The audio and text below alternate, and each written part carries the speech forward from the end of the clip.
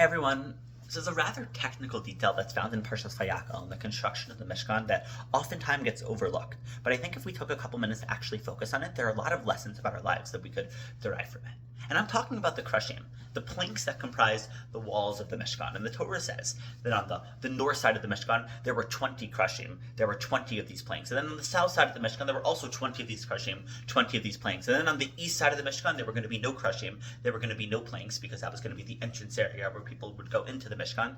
And then the Torah describes the west side of the Mishkan. And I want to read to you the Torah's words. Uliarkiteya Mishkan Yama, the Torah says, when it comes to the west side of the Mishkan, Asa Shisha Kerashim. There were going to be 6 of these planks. Ushnei Kerashim Asa, and in addition to those 6 planks, there were going to be an additional 2 planks. Limkutz Ota Mishkan, that were going to be for the 2 corners of the Mishkan, Biarkatayim, on the west side. And how does the Torah describe these 2 corner Kerashim? Right, if you ever built anything, you made a puzzle, you made Lego, you know that the corner pieces are always going to be different than the side pieces. So these corners are going to have a unique description. And the Torah gives us the unique description of these 2 corner Kerashim. V'hayu to'amim milmata.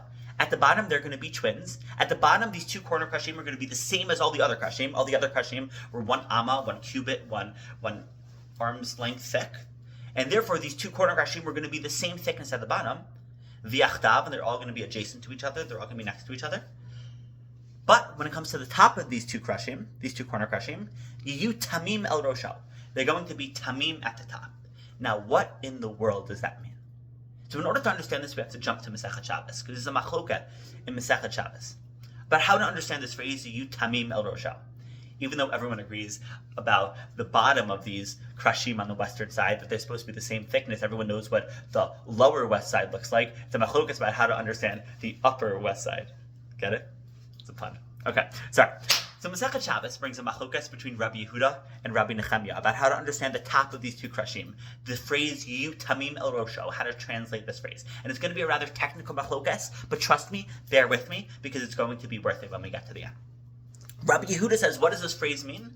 The word tamim, according to Rabbi Yehuda, means to conclude, to end, to terminate. And therefore, Rabbi Yehuda gives the analogy of a mountain. The same way a mountain is thick on the bottom, but then slopes and slants upwards until it gets to this point, and then concludes and stops, it ends, it terminates. That's what happens with these 2 corner Kerashim. They were tamim el rosho. They concluded, they terminated at the top, and they started out the same thickness on the bottom. They were 1 amma thick at the bottom, but then they slanted upwards in order to, boom, conclude at the top and like meet the other Kerashim where they were. And when it came to the top, it almost looked like there were no corner Kerashim because it became such a thin plank.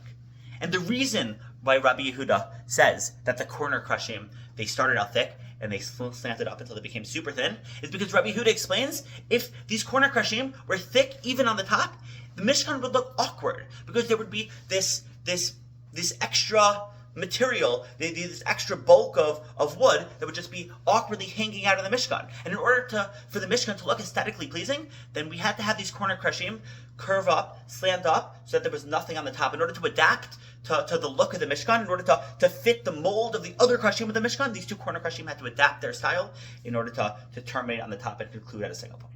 That's the opinion of Rabbi Yehuda. That's how he explains the line, yiyu tamim el rosho. But Rabbi Nechemiah disagrees. Rabbi Nechemiah says, no. The same way these corner Kerashim were a certain thickness on the bottom, they were the exact same thickness on the top. They were consistent the whole way through. So how does Rabbi Nechemiah understand the phrase, yiyu tamim el rosho? Rabbi Nechemiah says the word tamim comes from the word shalim, to be complete. That these 2 corner Kerashim, they were complete. They weren't comprised of many different parts. If you've ever built anything, and you know, to use corner pieces, it could look like you take multiple things and put them together. And Rabbi Nechemiah says that's not what happened with the Mishkan. There weren't multiple pieces of wood that were glued together to create the corner Kerashim, but rather they were made from 1 single plank.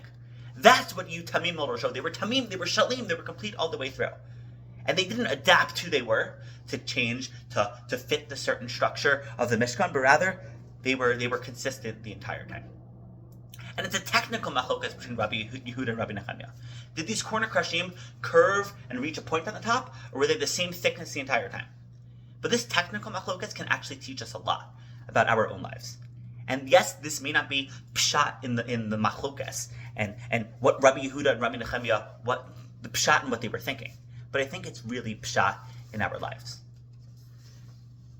Rav Hirsch teaches that the word keresh, right, the word for these planks that were the border, that were the outside walls of the Mishkan, is linguistically related to the word garash and garash, right? If you try saying ka, ga, and ya, you use the same part of your mouth to say those three sounds. It all comes from your chech, your palate.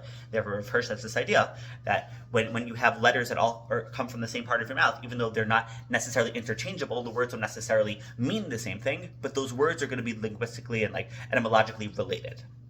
And therefore, the word ligaresh, which means to exclude, to kick someone out, and the word ligaresh, which means to inherit, to bring someone into part of a group, Rav Hirsch says that those two words are related to the word keresh, to these planks. Because these planks, which made up the borders, the outside wall of the Mishkan, they ligaresh, they were used to exclude, to kick out those who didn't belong, but also ligaresh, to inherit, to bring in those who did belong and who were supposed to be there.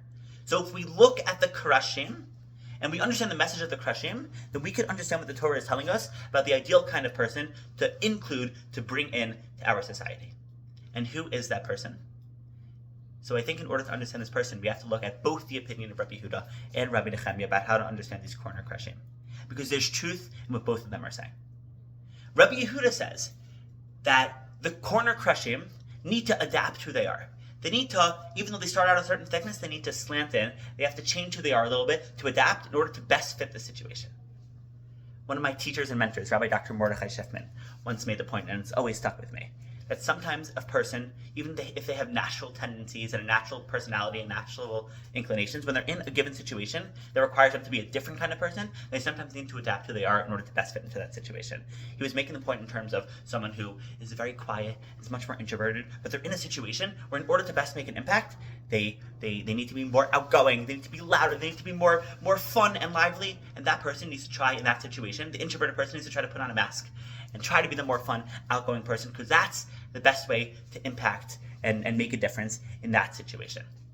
And that's what Rabbi Yehuda is teaching us, that if you want to be an effective member of society, you sometimes need to be able to change who you are, to adapt your personality in order to best fit and best make an impact in a given situation. But also this can be taken out of proportion. And you could start thinking that this means that a person's identity isn't relevant, but rather you should just be a people pleaser and always be changing who you are to make people happy. And that's where we get to the opinion of Rabbi Nechemia. Rabbi Nechemia says, no, you're not supposed to change who you are to fit a certain situation, but rather, these Kerashim were the same the entire time. They were consistent. They were shalim. They were complete. And they were themselves, to borrow the phrase from my friend Donnie Bank, the Kerashim were unabashedly themselves. They just were who they were, and were proud of who they were, and didn't change who they were to adapt to a certain situation. And that's another important lesson for how to be an ideal member of society. Recognize that a Kadosh Baruch Hu made you a certain way, with a certain personality and certain skills and certain talents, and you should embrace who you are. And we have these two competing, opposing messages from Rabbi Yehuda on the one hand, who says change who you are, and Rabbi Nechemia on the other hand, who said don't change who you are. And we have to understand how those two work together, because they really are a dialectic. They're these two things that seem to be at odds with each other. And there are ways of putting them together to say that there's a range of who you are, there's a spectrum of your personality, and you should always be proud of all the different components of your personality and embrace the entire range and embrace the entire spectrum. And that's what Rabbi Nechemia is saying. But Rabbi Yehuda is saying that within that spectrum, within that range, you have to know when to adopt different points along that range and different aspects along that spectrum in order to adapt to a certain situation. So know the range of possibilities for who you are, but also know when to pluck from different points among that spectrum in order to fit a certain situation. There are ways to get Rabbi Yehuda and Rabbi Nechemia to work together, but the point is that sometimes there's this dialectic and there's this tension of how to approach life, of embracing who you are and being unabashedly yourself, but also trying to adapt and fit into a certain situation to be the kind of person that a certain situation requires you to be and make an impact in that situation. And it's hard to live that dialectic, but if you're able to embrace that dialectic and try to live both of those at the same time and understanding the balance between these two seemingly contradictory and opposing ideas, then the Torah is telling you you're not going to be an outsider to society. Because if we look back in the Pesukim, after the Torah tells us that there are going to be 6 Kerashim on the west side of the Mishkan, and then there's going to be an additional 2 Kerashim to make up the corners of the west side of the Mishkan. And then the Torah gives us all the technical details about the corner Kerashim that we just went through, the Toamim il Mata and the Tamim el Rosho. there's one more pasuk that concludes this section about the Kerashim on the west side. The Torah tells us it's not that there were 6 middle Kerashim and then 2 corner Kerashim. And those were 2 separate things. It's not 6 plus 2. But rather the Torah says, V'hayu shmona Kerashim. The Torah repeats and says, no, there were 8 Kerashim. They were all one unit. It's not 6 plus 2. It's 8.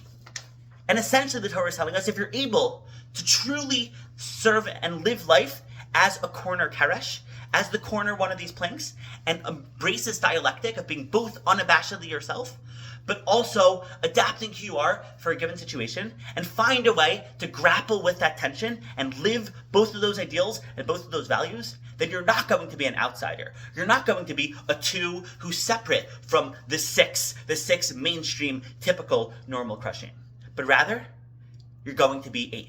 You're going to be just like everyone else. You're going to be fitting in and being a member of society. You're not going to be ligarish. You're not going to be excluded, but you're going to be yarish. You're going to be inherited. You're going to be included in part of the picture. You're going to be within the confines, within the walls of the Mishkan, and not outside of it. So as we move forward, try to be this corner Keresh. Try to embrace the lesson of the corner Keresh, to be both Rabbi Yehuda's adapting to the situations, but also Rabbi Nechemiah's being unabashedly and strongly yourself. Find a way to live that tension. And you're not going to be separate. You're not going to be an outsider.